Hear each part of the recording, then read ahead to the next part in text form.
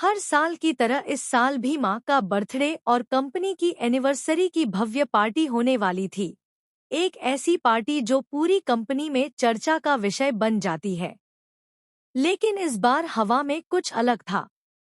कुछ ऐसा जिसे कोई समझ नहीं पा रहा था, सिवाय एक इंसान के, मीरा।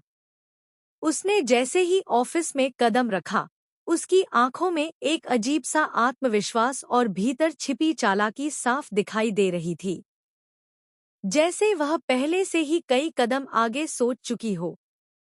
आर्यवर्धन, जो हमेशा की तरह शांत और प्रोफेशनल रहते थे, पार्टी की तैयारी को लेकर मीरा से चर्चा कर रहे थे। लेकिन तभी कहानी ने एक ऐसा मोड़ लिया जिसकी किसी ने उम्मीद नहीं की थी। मीरा ने मुस्कुराते हुए कहा, डोंट वरी सर, हर साल की तरह इस साल भी मैं ही सारे अरेंजमेंट्स संभाल लूंगी। लेकिन आर्यवर्धन के अगले शब्दों ने उसके चेहरे की मुस्कान को जैसे जड़ से मिटा दिया।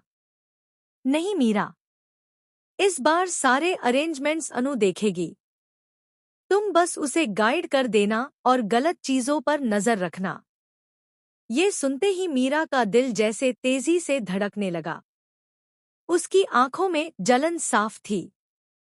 अनु, वही लड़की जिसकी सादगी और मासूमियत हर किसी का दिल जीत लेती थी, और शायद यही बात मीरा को सबसे ज्यादा चुभती थी। अनु, जो अचानक आर्यवर्धन के कैबिन में आई थी, सब सुनकर थोड़ी घबरा तो गई, लेकिन सम्मान के साथ उसने सिर हिलाया और बाहर चली गई। जैसे ही अनु बाहर निकली, मीरा का मन भीतर ही भीतर जल उठा। वह तेज कदमों से आर्यवर्धन के पास पहुंची और बोली, सर, वैसे आपकी फ्लाइट में अभी सिर्फ 5 घंटे बचे हैं, आपको पैकिंग भी करनी होगी। आर्यवर्धन ने टिकटों को देखा और धीरे से मुस्कुराए।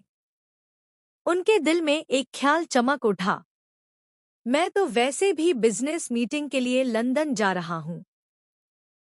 क्यों न अनु को भी साथ ले चलूं?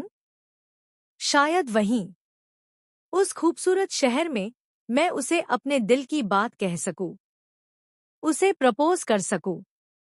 यही सोचकर उन्होंने तुरंत अनु की emergency business class ticket book करा दी। सब कुछ बेहद जल्दी होना था। आर्यवर्धन ने ठान लिया कि वे अनु को यह सबसे बड़ा सरप्राइज खुद देंगे।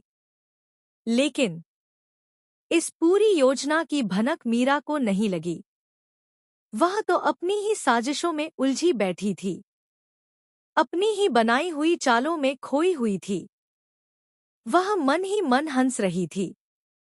मैंने जानबूझकर सर को लंदन भेजा ताकि मैं उन्हें अनु से दूर कर सकूं, और उन्होंने